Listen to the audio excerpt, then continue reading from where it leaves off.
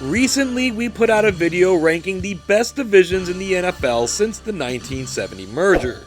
If you wish to stay spoiler-free, watch that one before this one, link available in the description. As is natural in the NFL, or anything else for that matter, with the good comes the bad. And out of the 368 divisions that have completed play over the last 54 seasons, there has been quite a bit of bad. Today we will be swinging back around to the absolute worst divisions during this time frame. And as is always the case, we will be using C-Score, this channel's metric for determining the total quality of every NFL team during the Super Bowl era. A deeper explanation of C-Score is also included in the description of this video. We will be handling this one the exact same way we handled the first one. We will take the C-score of each individual team within a division for each individual season and simply average them out. The 10 worst averages will be comprising this list. Thank you so much for joining us today. We're ready to get this thing started. Kicking things off at number 10 is the 1979 NFC Central. As we did before, we will be displaying the standings for each division in this countdown, along with each individual team's C-score. We've got 5 teams in this one, and we had a tie for first between the 10-6 Tampa Bay Buccaneers and 10-6 Chicago Bears. Tampa had the better record within the division, but didn't have the better C-score. The Bucs sit at negative 3.999, while the Bears get the division's only positive score at 2.004. The Vikings look okay record-wise at 7-9, but the C-score is grisly at negative 17.719. The 5-11 Packers are only slightly better in C-score at negative 17.526. Then we have the last place 2-14 Detroit Lions, and their dreadful C-score of negative 29.153, by more than 8 points the worst C-score in the league. Yet, the Bucs and the Bears both made the playoffs. Chicago as the wild card was one and done, while Tampa as division champions actually got to host the NFC title game, but they failed to score in a shutout loss to the Rams. They deserve a ton of credit though for overcoming the 7-37 record they put up over their first 3 years of existence. Too much bad overall in the Central this year though, and their cumulative C-score comes in at negative 13.279. Get ready to see this division more than once. At number 9 is the NFC West, this the 2006 edition. The Seattle Seahawks won the division at 9-7, and they had the division's best C-score at negative 7.083. The St. Louis Rams gave them a run for their money, finishing just behind in record at 8-8 and in C-score at negative 8.625. The 49ers' 7-9 record was fool's gold, pun somewhat intended, as their C-score sunk to negative 20.198. This placed them last in that department, because even though the Arizona Cardinals sit in last place at 5-11, their C-score was more in line with that record and better than San Francisco's at negative 17.307. The Rams actually tied for the final wildcard spot in the hilariously bad NFC, but missed the playoffs on a tiebreaker. The Seahawks were coming off a season where they were one of the best teams in the NFL, making it to Super Bowl 40. Some of that magic must have remained, as they took out the Cowboys in the wildcard round and held a fourth quarter lead over the top-seeded Bears in Chicago before finally falling in overtime. Like we said, this division will make more appearances, and this one comes in with a C-score of negative 13.303. How many times do you think they will show up in total? Leave your answers down in the comments section. The transition from the AFL to the NFL in 1970 was difficult for many teams, particularly the teams of the AFC East, as they rank here at number 8. The Houston Oilers departed the division and were replaced by an NFL transplant, the Baltimore Colts. they won the division at 11-2-1 and were by far its best team with their 10.698 C-score. The Miami Dolphins broke through with a 10-4 record, but their C-score was just above water at 0.751. 2 years after somehow winning the Super Bowl, the New York Jets couldn't get off the runway this season, stumbling to a 4-10 record with a decently respectable C-score of -13.232. We're going to have to call out the sanitation department for these last two though. The 3-10-1 Buffalo Bills carrying a -30.762 C-score, and the 2-12 New England Patriots carrying a -40.546 C-score. The Dolphins went to Oakland in the wildcard round and lost to the Raiders. The Colts handled the Bengals, beat the Raiders, and by golly, they won the messiest Super Bowl ever played and were crowned the NFL's first post-merger champion.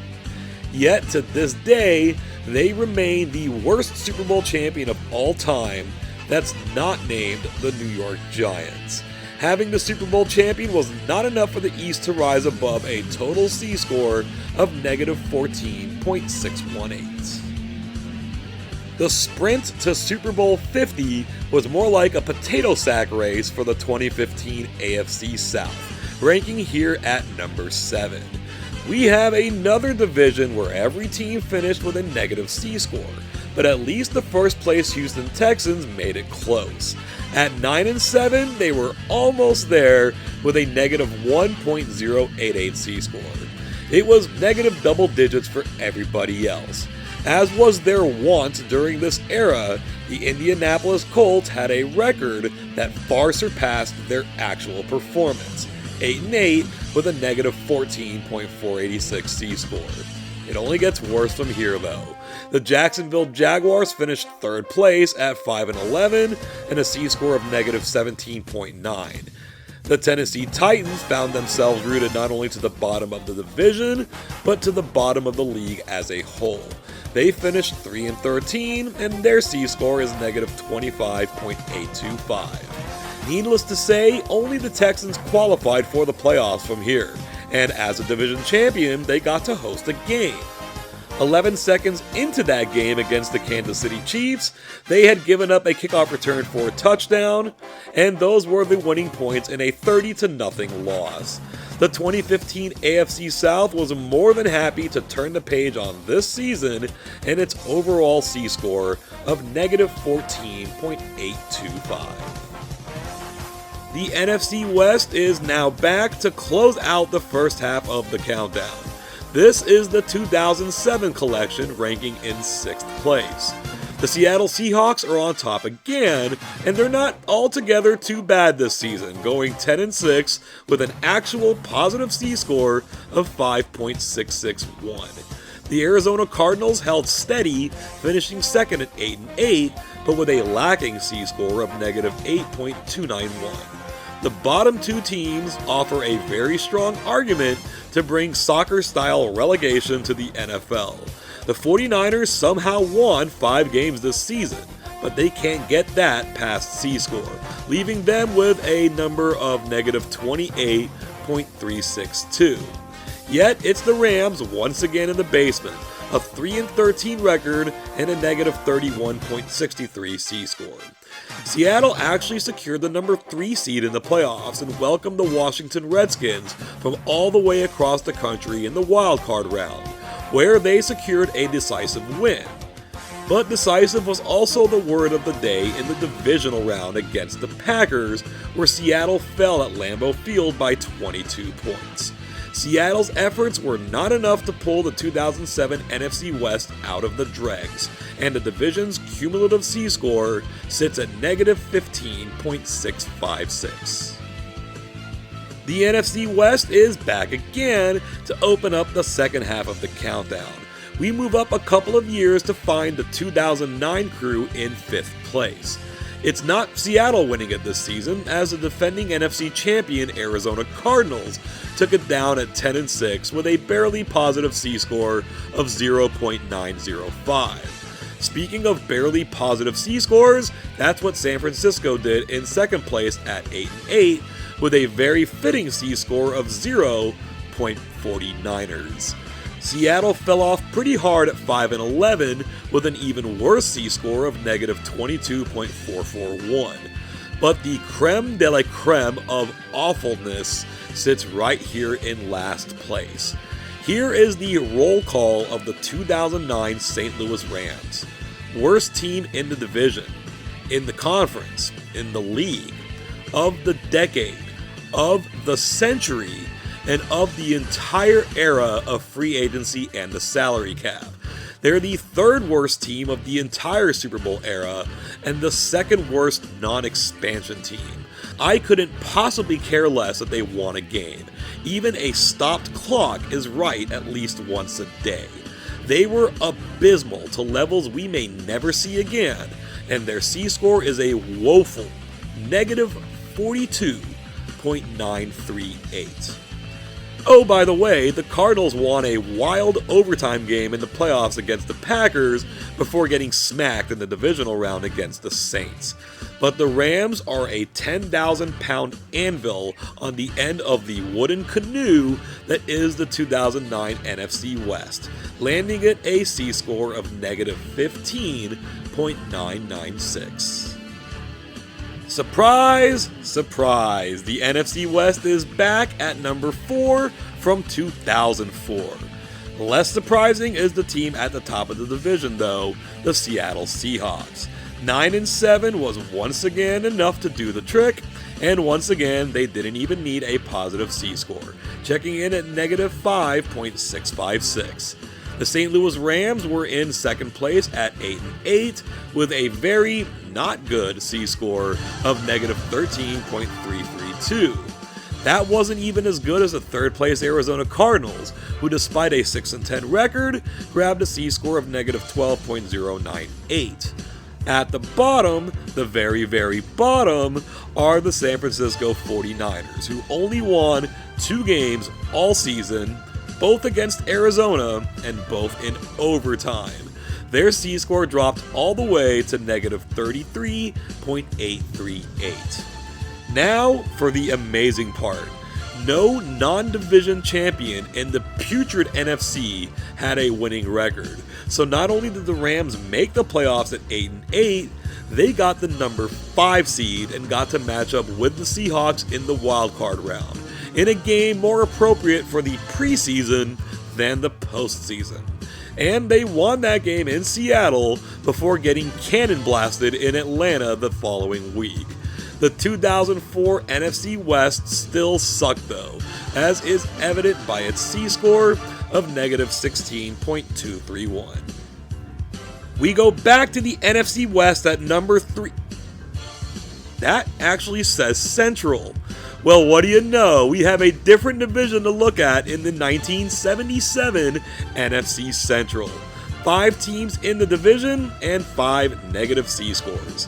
The defending NFC champion Minnesota Vikings fell off from their normal heights, but still finished first at 9-7, albeit with a negative 2.056 C-score. The Chicago Bears, who were basically Walter Payton and not much else, also managed a 9-5 record with a negative 6.098 C-score. They lost the tiebreaker based on point differential in head-to-head competition with the Vikings. That is not a tiebreaker that exists anymore. Detroit finished third at 6-8 with a minus 18.679 C-score. Green Bay finished fourth at 4-10 with a minus 23.702 C-score.